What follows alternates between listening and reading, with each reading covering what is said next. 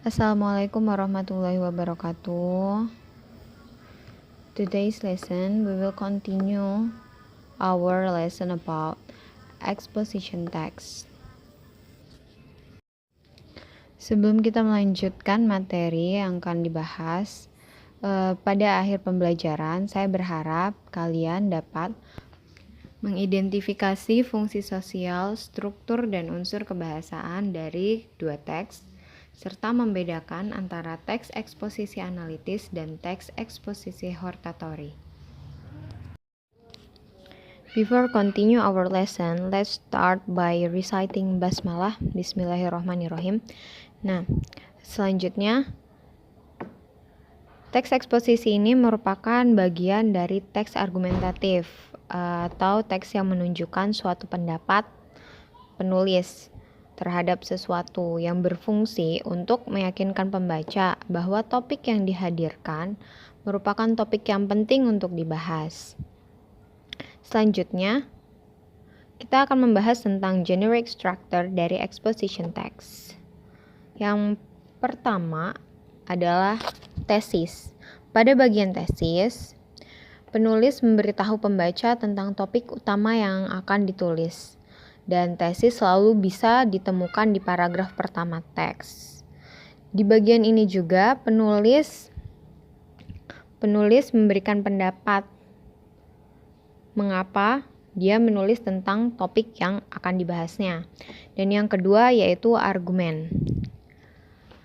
Di paragraf selanjutnya, kita bisa menemukan bagian argumen. Penulis akan menuliskan pendapat untuk mendukung topik utama yang telah disampaikan pada tesis statement. Biasanya, dalam analytical exposition terdapat lebih dari 2 argumen. Semakin banyak argumen yang ditampilkan, maka pembaca akan semakin percaya bahwa topik yang dibahas adalah topik penting atau membutuhkan perhatian. Dan yang terakhir yaitu reiteration atau conclusion. Bagian ini selalu terletak di bagian akhir teks dan merupakan paragraf penutup dari teks exposition. Reiteration sendiri berisi penegasan kembali posisi dan pendapat penulis terhadap topik yang dibahas. Di sini saya menyajikan pula struktur dan fungsi sosial dari beberapa jenis teks, yaitu dari report text dan descriptive text. Report text bertujuan untuk menggambarkan sesuatu secara umum yang merupakan hasil observasi atau penelitian dan analisa secara sistematis. Jadi pada report text ini menggambarkan atau menginformasikan suatu benda, manusia, hewan, atau tumbuhan yang penjelasannya itu masih bersifat umum dan bersifat objektif. Sedangkan descriptive text adalah teks yang bertujuan untuk mendeskripsikan sesuatu, baik hewan, benda, maupun manusia yang lebih spesifik. Dan biasanya pada descriptive text bersifat subjektif.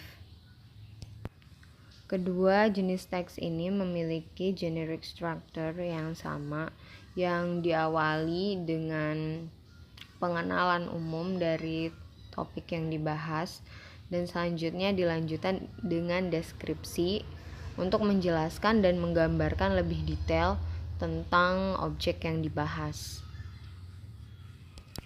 Okay, let's see the examples. Kedua contoh teks ini sama-sama membahas mengenai kucing. Tapi perbedaannya, pada report text, kucing hanya dijelaskan secara umum dan berdasarkan fakta ilmiah. Sedangkan pada contoh descriptive text, kucing yang dibahas lebih spesifik, yaitu kucing dari tetanggaku.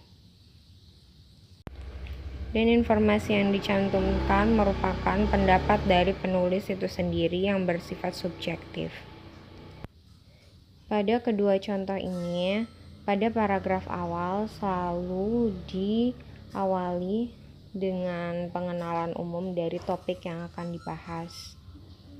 Dan paragraf selanjutnya berisi tentang deskripsi dan detail, gambaran detail tentang topik yang dibahas.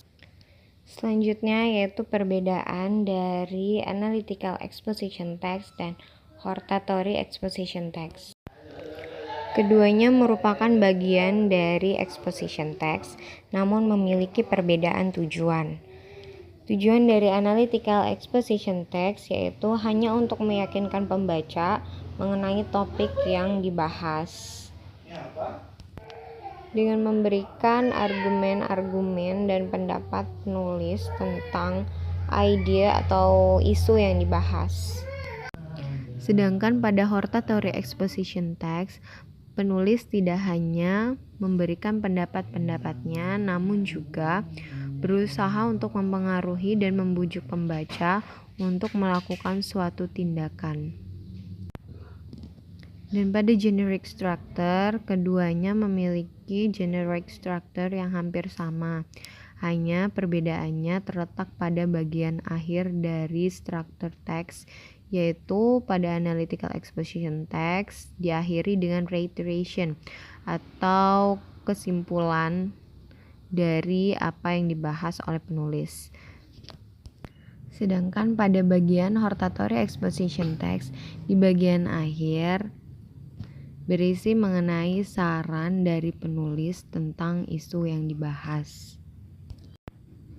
Dari kedua contoh berikut, kita bisa melihat bagian akhir dari kedua teks. Pada analytical berisi tentang reiteration, yaitu kesimpulan, sedangkan pada hortatory exposition text berisi mengenai saran, biasanya ditandai dengan kata should atau shouldly. Okay, that's it my explanation. I hope it's clear. Thank you. Assalamualaikum warahmatullahi wabarakatuh.